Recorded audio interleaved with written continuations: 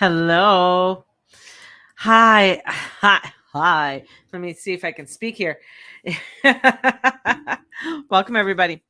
Come on in. It is coffee corner time. I have my coffee. Oh, boy, do I ever need my coffee today. And so, welcome, everybody.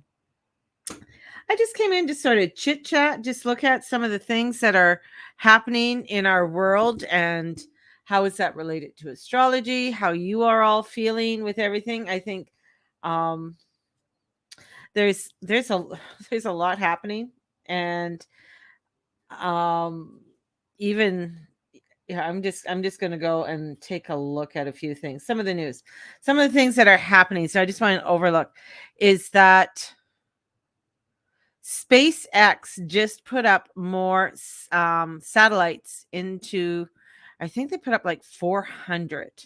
Their goal is to have 30,000 or some crazy number like that. But I think NASA stepped in and said, okay, this is getting a little bit out of hand. But with the amount of satellites that are going, like, how much do we need? Like, just okay, with everything besides going on within us walking our little earth walk and doing our trying to live our lives here, now we have all of this particles besides the particles that come in from the sun and other planets and asteroids and that, besides that, now we have these satellites that are going on and beaming got like beaming lights all over the place, but all of the particles that come down from that as well. How does that interfere with our electrical system? How does that interfere with how we are feeling, how we are, medically, physically, spiritually? That's one of the things I've been thinking about. It's like, how does that do we know the long-term effects of all those satellites zooming around the earth, and what that does to us? So I think that is one of the things I've been thinking about. That's um plus they have the new, is it a telescope or a new, yeah, like a telescope that they put out there that opened up, and it's just beaming light rays in this one direction, and I think it's going to the past or something. It's another there's a lot that's going on, and I feel like, even today that Mars is getting very, very close to Venus and is going to conjunct next week Wednesday on the full moon. People who've ordered their full moon mini readings, they will be coming out beginning of next week, so you'll be getting your full moon reading. And then down in Ottawa, that's still, honk honk, man, honk honk. We have the protesters going on. And I think this is really, the longer this happens, the more revolutionary it becomes. The more Canadians start to really see the tyranny that is happening here in Canada. I did have a discussion with somebody, and they asked me what the tyranny, what kind of tyranny, and I said, you are basically free to come and, you can go to the hospital. You could walk down the street, but in some places you still need to have a QR code to go in. And she didn't think that was an issue, which is fine. I'm like, okay, yeah. But what business is it of what's going on with you medically? Like, really? Like, have you had a hysterectomy? Have you ever had any STIs? And she's like, well, that's nobody. Like, what do you mean? And I'm like, do um, have you had any weird allergies lately? Or, asking, sort of medical questions. She goes, and she kind of like stumped, because it was like, that's really none of your business, kind of like, and I asked her, so I started like, well, have you had a yeast infection, and do you go to the doctors for that, or do you self-medicate? And I said, all of that is, basically you're giving out a lot of your information to somebody who you don't even know. You're giving it out to a waitress. You're giving it out to some, person at, you know, at McDonald's or what have you. And I'm like, that's who you're giving your medical information out. And so it kind of made her think. And I said, when you can't travel across Canada, like for me to say, if I wanted to go and see my brother or my sister in Ontario, sure, I could drive, but that's a hell of a long drive, to do that. But I mean, wouldn't it be nice to go and fly? I could fly there, go see them, spend more time with them, etc.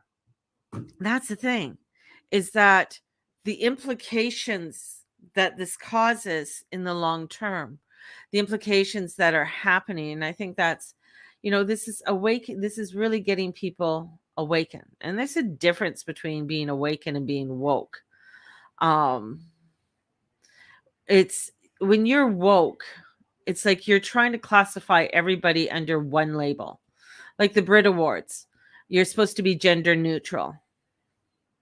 So as Adele says, I love being a woman, and I'm like, well, why can't you love being a woman? And it's offensive. Some people find that offensive. They find it offensive that I love being who I am because, I'm feeling good in my skin. It's taken me a while. It's taken me a while. I have good days and bad days, but I offend you by saying that. And I was like, oh, okay, that's an interesting concept. Should I be offended that men want to get pregnant? I'm just like, good on ya, with all this, if you want all the stretch marks and everything else. I don't know if your belly actually goes and stretches that far, but probably does. But anyways, and good, I don't know how you're going to get it out. But this is where it's like, if I say this is going to offend somebody, but are they not looking that maybe what you're saying is offending me in some part? So that's where, and that's where you get that Taurus energy with Uranus in it squaring off Saturn. It's like, the old and the new, and it's like, okay, we got to find something that works here. We got to find how we can come together in a place where, all right, I accept you being the full person you are being, and I'm not going to, if you want to dress up as a woman, dress up as a woman. Good, because most of you guys can do better makeup than I can. You can take that time to do it. This is where I feel like the changes, like we're really coming into these changes that are happening in the world, and taking a look around at the changes, taking a look around at how we're feeling about it. And I think with all the protests and that are coming up, it's allowing you to really look at, all right, I really am not comfortable with this. And respecting the way that you're feeling is so important, because I see, and I even, like, I see and I feel, and that so many people are denying how they are feeling, denying how they want to feel about something or someone or some project, because it's going to upset people. And I think this is why this is such a radical movement, because one, Canadians come off as very passive and just sort of like fluff things off, which in many times we do. And this is where it's like, okay, this is like really awakening up. This is really starting to get us to say, yeah, I really don't like this. And even if the beautiful part is like, you may not like it, but everybody's saying that's okay. You don't have to like it. Oh, you can have your own opinion. And a few of us were just discussing, we had a little discussion on what do you want to see? Like, how do you want to see a change in Canada? What kind of changes do you want? Like, it's one thing, okay, let's end the mandate, and it's not for us to just go off and not say anything, because the thing is, the people who put them in power, they put those mandates down, are people that are still in power. This is where it's like really taking a look at what do we want as Canadians. I think we have some really great things. I think we have some really wonderful, some policies and stuff like that. I love the medical. Like, I'm sorry, maybe there should be a lot of more work within the medical and within our hospitalization and things like that. Definitely, I believe that there should be something more there for people. Um, One of my biggest things when it comes to politicians and that, I would love to see the end of lobbyists, and I would love to see the end where, prime ministers and premiers and mayors and are getting kickbacks from these different places and getting money in their back pocket. I don't think any politician, if you're going in there to represent the people, should be getting a kickback from any company, any company. And that after you say resign or lose your spot, that there should be a grace period that, if any information that you received during that time, you are not allowed to react on it for like 2 or 3 years. Just so that you don't become, I guess, tainted. I don't know, but just an idea. Or even with a lobbyist, I don't think that you should be receiving any funding or anything from a lobbyist. People have to go about it not by trying to line people's pockets. So that's just one of the things that I've been thinking about. Thinking about a lot of things for changes, and that's where we're at. We're at this point, especially with Pluto and Capricorn. What do you want to see? It's great that we're doing this, but what do you want to replace it with? Do you still want to be a monarch? Do you still want to be a part of the Commonwealth? This is the other part. Like, do we want to step away from the Commonwealth? I think we should. I feel we should become more of a republic. Now, being a republic is different than being democratic, and I'm still learning about this, but I just felt more of a pull to be a republic. Maybe not totally be like the United States, but I think they have some really good concepts on their, with their constitution and that, and how it works. And I think that's something that we need to really look at. And who do we want to see as a leader? I mean, we do need a leader. We do need someone that is a representation of Canada and help us to along our everything. But it's, who do you want? Who do you want with all of this? So it's interesting. And I think with a lot of the energies this weekend, because they are intense, and it is one where we have to take that time. And it's funny, we got the Hermit card came out in my reading today for my tarot reading, and he's been coming out a lot. And here's a little glimpse of what the Hermit is.